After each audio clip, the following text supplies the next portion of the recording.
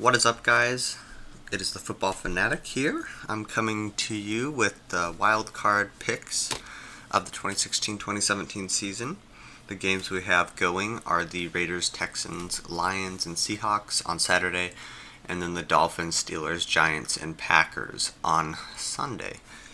So let's start with the Raiders and the Texans. I have the Texans winning this one.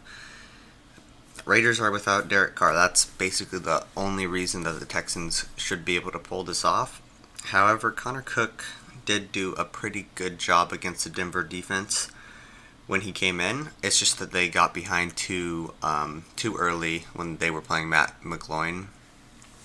They just got behind like 14-0 or something like that, and weren't able to recuperate from that.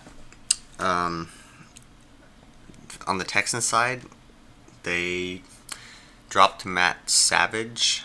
I think that's his name. Well, Savage, their quarterback. And then they brought in Osweiler again, and he played pretty well versus the Titans. He put up some nice yardage. Not a lot of touchdowns, but nice yardage. And they ended up losing versus the Titans, but it didn't really matter because they weren't playing some of their starters, or like Lamar Miller was injured and wasn't playing. And then I like the Texans defense a lot more than the Raiders defense, although Khalil Mack is a beast, so he could definitely make a big impact in the game.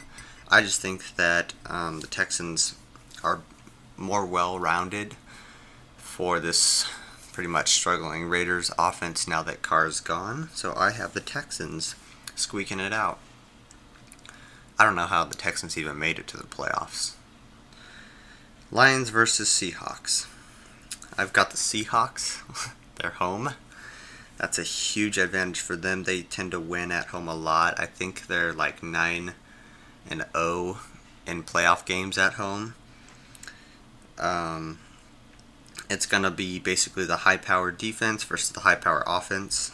Usually the defense wins in this situation, especially with the home field advantage. But in order for the Seahawks to make sure they win, they need Wilson to find the end zone. Some games he just won't find the end zone at all. He'll move it a little bit and then get stuck. And I mean that's basically a defensive shootout in that perspective. But if he can find the end zone, the high-powered defense can stop the Lions' high-power offense. The Seahawks should have no trouble winning that game. However, if the Lions can get an early lead on the Seahawks, then they have a pretty good chance of beating Seattle at home, which would be insane. But I've got the Seahawks winning that one. On to the Sunday games. We have the Dolphins versus the Steelers. This matchup actually did happen earlier in the season. The Dolphins ended up winning like 30-15. But the circumstances are literally flipped in this game. So Roethlisberger got hurt in that game and was out. This time, Tannehill, Dolphins starting quarterback, he's been injured like the past couple weeks of the year. He's out versus in this game. They've got other injuries to like cornerbacks and linemen. And the Steelers are a pretty healthy team. And they're playing in Pitt, not in Miami, like earlier in the year. So I have the Steelers in this one.